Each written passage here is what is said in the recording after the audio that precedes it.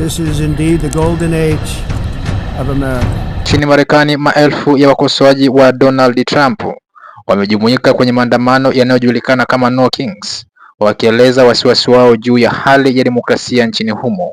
Waandamanaji wanasema kwamba hatua za kisiasa za Rais Trump zinaashiria kurudi nyuma kwa demokrasia na kuathiri haki za kiraia na uhuru wa vyombo vya habari.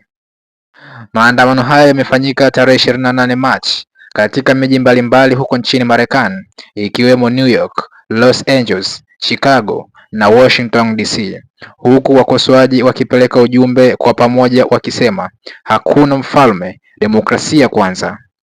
Wanaandamana kwa amani wakibeba mabango na kupiga kelele ili kuonyesha kutokubaliana na sera za rais.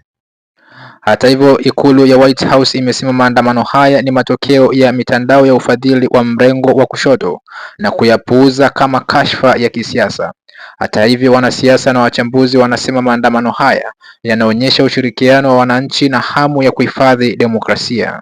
Kwa mujibu wa wachambuzi, maandamano ya No Kings ni ishara kwamba wananchi wanaendelea kujitokeza kisiasa na kuwa na sauti thabiti dhidi ya hatua ambazo wanaziona ni hatari kwa uhuru wa kiraia na miundo ya kidemokrasia.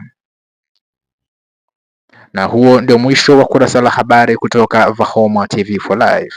Langu jina ni Valence Maljawere. Vahoma TV for Life.